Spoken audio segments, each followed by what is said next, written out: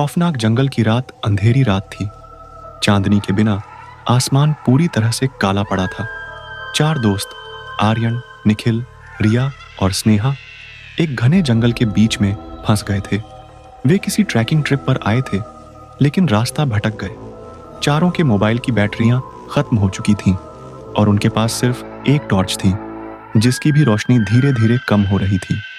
जंगल में अजीब सी सन्नाटा था, लेकिन उस सन्नाटे में दूर से हल्की हल्की आवाजें सुनाई दे रही थीं। ऐसा लग रहा था जैसे कोई उनके आसपास हो।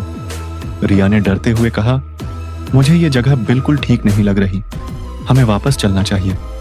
निखिल ने उसे दिलासा दिया, कुछ नहीं होगा, ये सिर्फ तुम्हारे दिमाग की चाल है। अचानक एक तेज चीख गूंजी। ऐसा लगा जैसे किसी ने जानलेवा दर्द में चीख मारी हो। आर्यन ने तुरंत टॉर्च की रोशनी उस दिशा में डाली, लेकिन वहां कोई नहीं था। फिर पत्तों की सरसराहट और सूखी टहनियों के टूटने की आवाजें आने लगीं। यहां से जल्दी निकलना चाहिए, स्नेहा ने घबराकर कहा। चारों तेजी से आगे बढ़ने लगे, लेकिन जितनी तेजी से वे भाग रहे थे, उतनी ही तेजी से पीछे से कुछ उनका पीछा कर रहा था। टॉर्च की रोशनी अचानक बंद हो गई और वे पूरी तरह से अंधेरे में डूब गए। अचानक आर्यन की चीख गूंजी, कोई मुझे खींच रहा है। बाकी तीनों ने मुड़कर देखा, लेकिन वहां आर्यन कहीं नहीं था। सिर्फ उसका बैग जमीन पर पड़ा था। आर्यन, निखिल ने चिल्लाया, लेकिन कोई जवाब नहीं मिला। तभी रिया ने महसूस किया कि उसके पैरों के पास कुछ चिपचिपा और गीला है। उसने देखा, खून। हमें यहां से भागना होगा, निखिल ने घबराते हुए कहा। रिया और स्नेहा कांपते हुए आगे बढ़ने लगीं। उनकी सांसें तेज हो रही थीं और उनके दिलों की धड़कनें इतनी जोर से धड़क रही थीं कि उन्हें अपने ही दिल की आवाज सुनाई दे रही थी। तभी उनके सामने एक पुरानी झोपड़ी दिखाई दी। निखिल ने झोपड़ी की ओर इशारा किया, शायद वहां जाकर हम सुरक्षित हो सकते हैं।